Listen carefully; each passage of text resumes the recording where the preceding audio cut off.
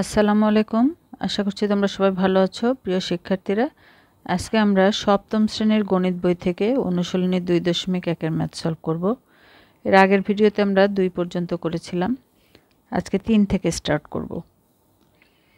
তোমরা নিশ্চয়ই জেনেছো যে আমি কমেন্টে সবসময় সবগুলো ক্লাসের লিংক দিয়ে থাকি। সেখানে ক্লিক করলে কিন্তু তোমরা সবগুলো ভিডিও একসঙ্গে পেয়ে যাবে।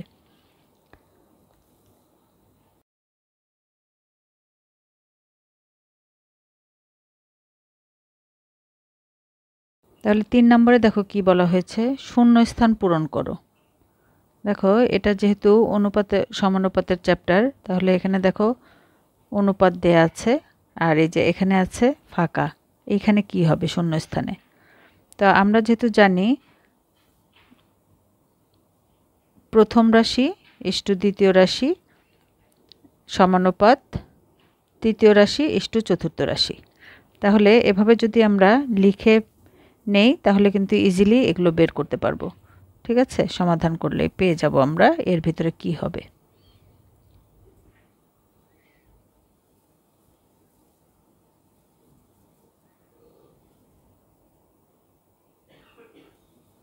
তাহলে সূত্রটা আমরা শুরুতে লিখে নেব।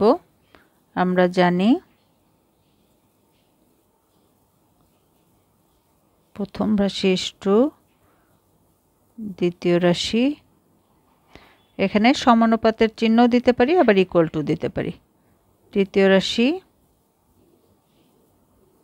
ইস্টু চতুর্থ রাশি।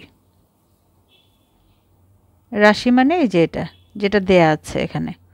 তাহলে প্রথম রাশি হলো, এখন আমরা মানগুলো বসিয়ে দেব। প্রথম রাশি 11, দ্বিতীয় রাশি 25 ইকুয়াল টু, তৃতীয় রাশি আমাদের জানা নাই, আমাদের বের করতে হবে, আর চতুর্থ রাশি 50।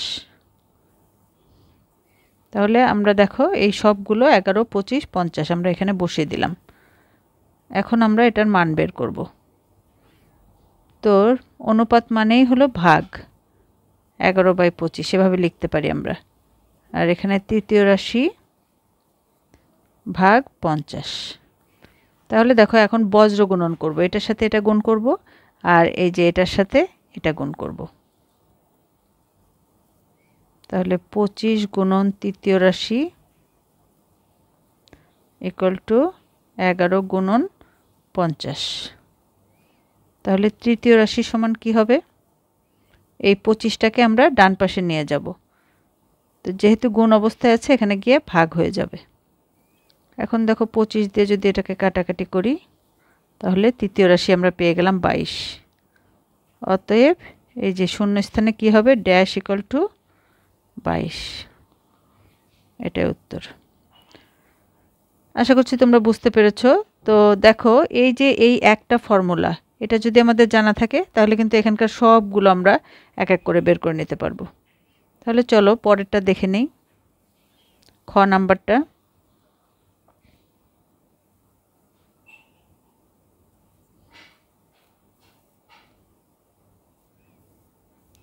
খ নাম্বারটা আমরা কিন্তু এই একই ফর্মুলা ব্যবহার করব, যে প্রথম রাশি ইস্টু দ্বিতীয় রাশি ইকুয়াল টু তৃতীয় রাশি ইস্টু চতুর্থ রাশি। তো খ নাম্বারের প্রশ্নে দেখো প্রথমটা দেয়া আছে, আর এই দ্বিতীয়টা এখানে বক্স, এটা আমাদের জানা নাই, আর তৃতীয় আছে চতুর্থ আছে। তাহলে আমরা এই মানগুলো বসিয়ে দেব। 7 ইস্টু দ্বিতীয় রাশির জায়গায় আমরা কিন্তু চাইলে বক্সটাও বসাতে পারি, ইকুয়াল টু 8 ইস্টু 64। তাহলে 7 বাই বক্স, আমি দুইটা দুইভাবেই বসালাম, এখানে বক্সের জায়গায় দ্বিতীয় রাশিও লিখতে পারো তোমরা, আর এখানে 8/64। তাহলে একইভাবে এটাকে আমরা এই যে বজ্র গুণন করে দেব এভাবে। তাহলে বক্স গুণন 8, 7 গুণন 64, 7 গুণন 64, আর 8টাকে এদিকে নিয়ে আসলাম, ভাগ হয়ে যাবে। তাহলে 8 8টা 64, 7 8টা 56। অতএব শূন্যস্থানে কি হবে, 56। ঠিক আছে, এটা হবে উত্তর। এগুলো কিন্তু খুব ইন্টারেস্টিং ম্যাথগুলো। এবার আমরা গ নাম্বারটা করছি।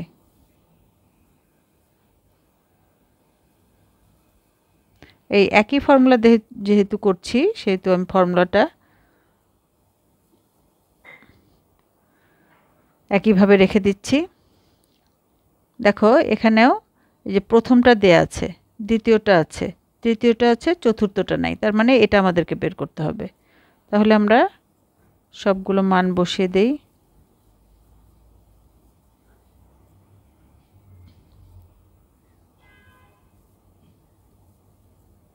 চতুর্থ রাশির জায়গায় বক্স, তাহলে 2.5 5.0 বক্স। এখন আমরা একইভাবে বজ্র গুণন বা ক্রস মাল্টিপ্লিকেশন করে দেব।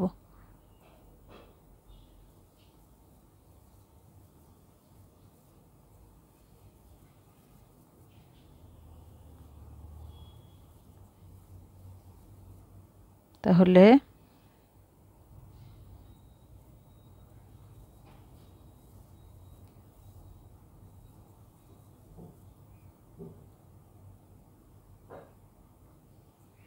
এটা যদি আমরা কাটাকাটি করি এখানে হবে 2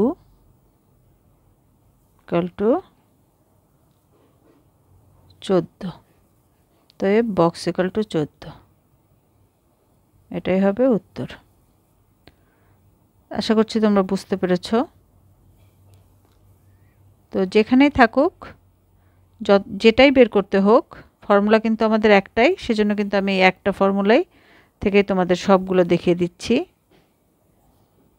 এই একটাই যদি মনে রাখা যায়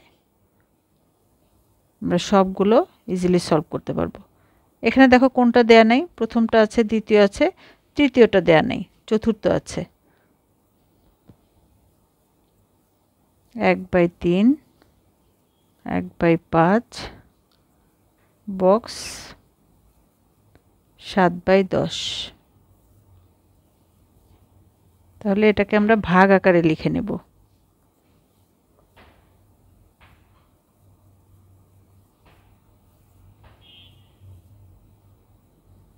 তাহলে এটার সাথে এটা গুণ করব আর এটার সাথে এটা গুণ করব।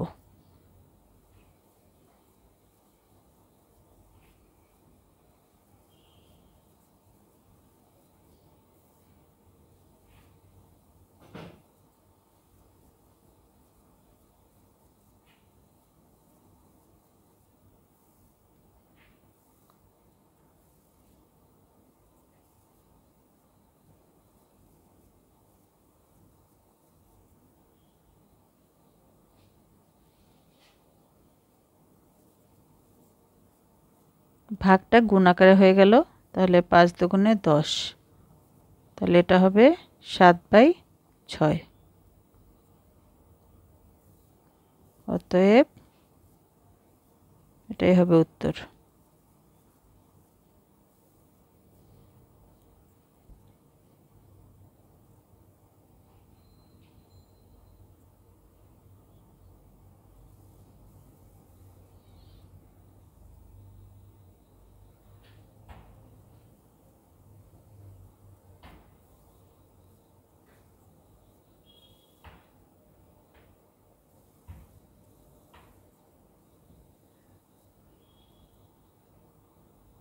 এবার আমরা ও নাম্বারটা দেখে নিই। ও নম্বরে দেখো ড্যাশটা কিন্তু প্রথমটাতে আছে, মানে প্রথম রাশি বের করতে হবে। দ্বিতীয়, তৃতীয়, চতুর্থ তিনটাই দেয়া আছে।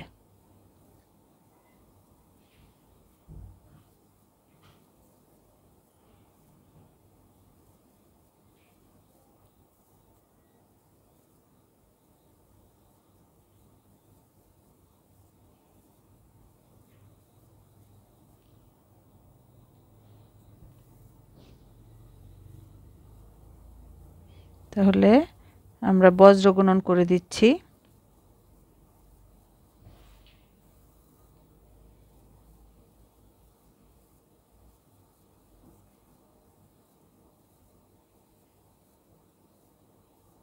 তাহলে 5 × 5 = 25, ঠিক আছে। আর এটা দিয়ে আবার এটাকেও কাটা যাবে, 5 দুগুণে 10, 5 × 5 = 25, মানে 2.5। এটাই হবে উত্তর।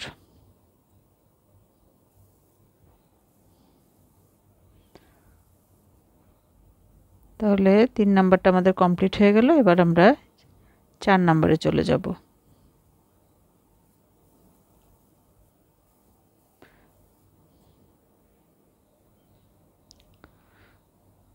4 নম্বরে আছে নিচের রাশিগুলোর চতুর্থ সমানুপাতে নির্ণয় করো। তার মানে বোঝাই যাচ্ছে এখানে প্রথম রাশি, দ্বিতীয় রাশি, তৃতীয় রাশি দেওয়া আছে, 4 নাম্বারটা আমাদেরকে বের করতে হবে। তাহলে আমরা কিন্তু এখানে যে সূত্রটা ব্যবহার করলাম সেটাই কিন্তু আমরা ইউজ করতে পারবো। আর তোমরা চাইলে ওটাকেই আরেকভাবে লেখা যায়, সেভাবে ইউজ করতে পারো। তাহলে আমি এখানে দুইভাবে দেখিয়ে দিচ্ছি, যার যেটা সুবিধা মনে হয় সেটাই তোমরা করবে।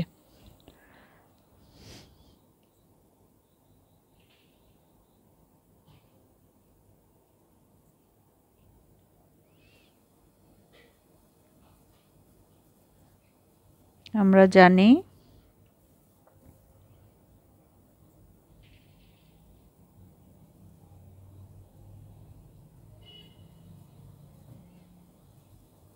প্রথম রাশি ইস্টু দ্বিতীয় রাশি ইকুয়াল টু তৃতীয় রাশি ইস্টু চতুর্থ রাশি।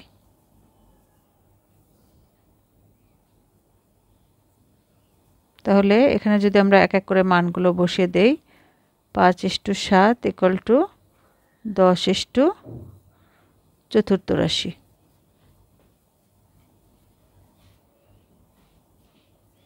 তাহলে আমরা একটা ভাগের আকারে যদি লিখি,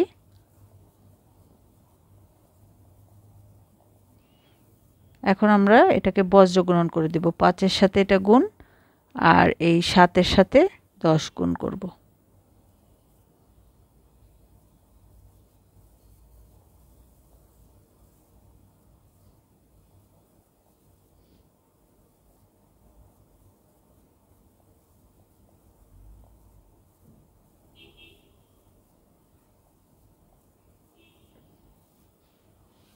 তাহলে দেখো চতুর্থ রাশি আমরা পেয়ে গেলাম 14। এটাই হবে উত্তর। তো আমি এটা যে নিয়মে আগে করেছি সেটাই দেখালাম। এখন আমরা এই সূত্রটাকে আরেকভাবে তোমাদের বইয়ের মধ্যে উপস্থাপন করা আছে, সেটা হলো গুণ আকারে। সেটা যদি আমরা সরাসরি লিখি সেটাও কিন্তু কারেক্ট, কোনো সমস্যা নেই। দেখো খ নাম্বারটা আমি সেভাবে দেখিয়ে দিচ্ছি।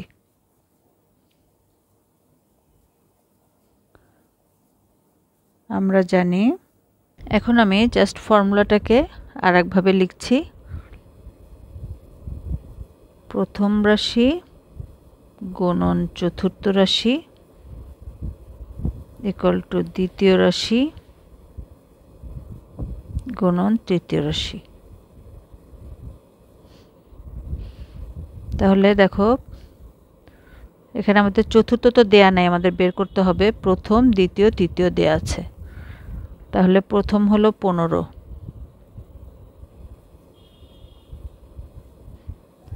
চতুর্থ রাশি, আর দ্বিতীয় হলো 25, আর তৃতীয় 33। তাহলে চতুর্থ রাশি সমান কি হবে?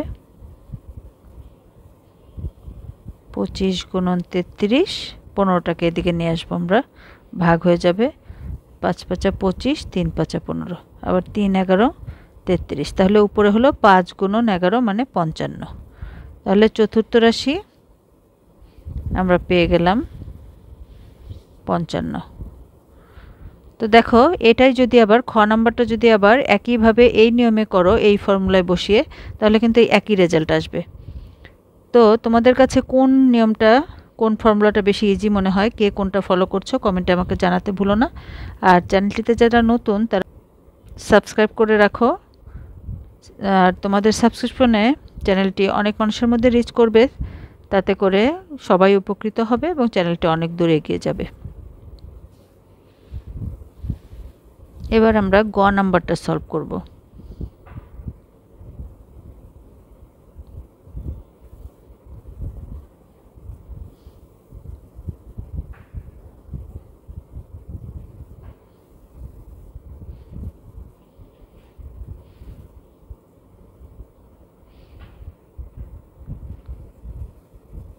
আমি তোমাদেরকে এখানে হাতে কলমে দেখিয়ে দেই একদম স্কুলের মতো ফিল দেওয়ার জন্য, ক্লাসে যেভাবে ম্যাথ করায় ঠিক সেভাবে যাতে তোমরা বুঝতে পারো, সেভাবে সবগুলো জিনিস ফলো করি।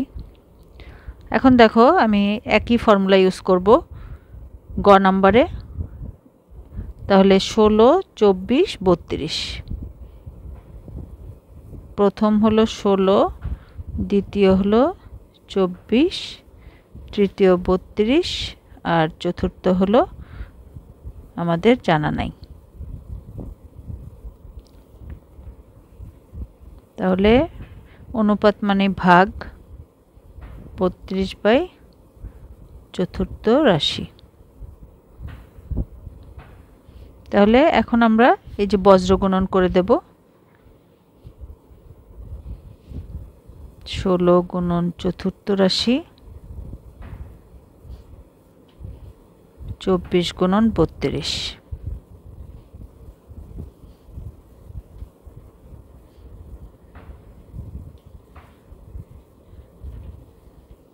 16 দুগুণ 32 কাটাকাটি করলাম, আর 24 গুণন 2 48। তাহলে কিন্তু আমরা চতুর্থ রাশিটা পেয়ে গেলাম 48।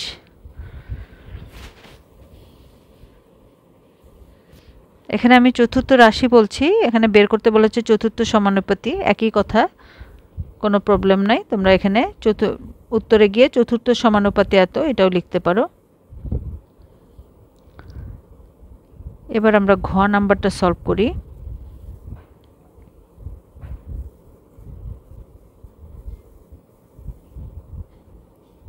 ঘ নম্বরে দেখো প্রথম রাশি হলো 8, দ্বিতীয় হলো 8 আর তৃতীয় হলো 4, চতুর্থ রাশি।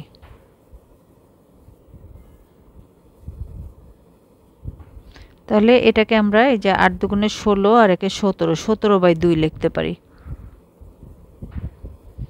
আর এখানে 4/ চতুর্থ রাশি। এখন আমরা এটার সাথে এটা গুণ করব আর এটার সাথে এটা, এটাকে বলা হয় বজ্র গুণন।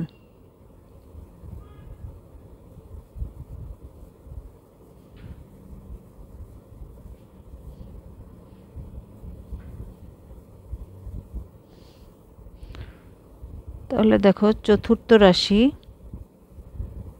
ইকুয়াল টু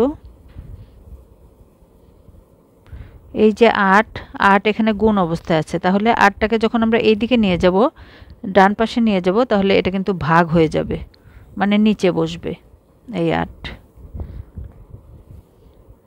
তাহলে এখন আমরা কাটাকাটি করব, 4 দুগুণে 8,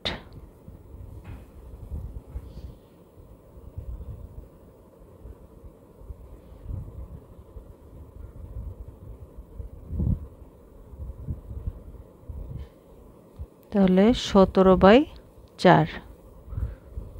তাহলে আমরা এটাকে এভাবে লিখতে পারি 4 4 16, 1/4। হ্যাঁ, এটা মিশ্র ভগ্নাংশে লিখে দিলাম, ঠিক আছে। 4 দিয়ে 17কে ভাগ করলে 4 4 16 আর নিচে 1 থাকবে, তাহলে 1/4। তাহলে চতুর্থ রাশিটা আমরা পেয়ে গেলাম, এটাই হবে চতুর্থ রাশি বা চতুর্থ সমানুপাতি। এবার আমরা ও নাম্বারটা সলভ করব।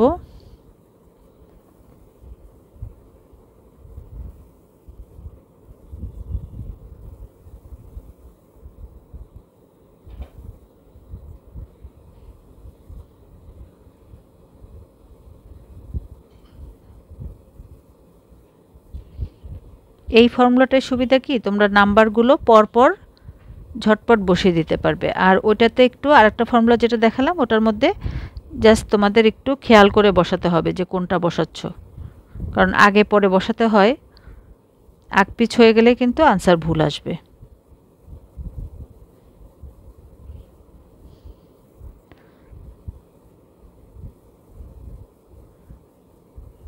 তাহলে আমরা বজ্র গুণন করে দিচ্ছি 4.5। তাহলে চতুর্থ রাশি কি হবে,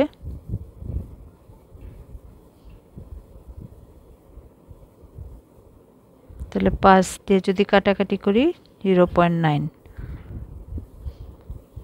7 নং 63, তাহলে একটার পরে দশমিক 6.3, তাহলে চতুর্থ রাশি হবে 6.3। আজকে তাহলে এই পর্যন্তই। ভিডিওটি যদি তোমার উপকারে লাগে বেশি বেশি করে শেয়ার করে দেবে, আর সাবস্ক্রাইব করতে ভুলো না। তোমাদের সাবস্ক্রিপশন আমাকে পরবর্তী ভিডিও তৈরির জন্য অনেক বেশি অনুপ্রাণিত করে। প্রত্যেক কাজেরই একটা অনুপ্রেরণা প্রয়োজন। আমি যখন দেখব তোমরা বেশি বেশি সাবস্ক্রাইব করছো, বেশি কাজে লাগছে, তখন কিন্তু আমার করতে অনেক বেশি উৎসাহ হয়, অনেক বেশি ভিডিও করে ফেলি। হ্যাঁ, ভালো থেকো, সুস্থ থেকো, আল্লাহ হাফেজ।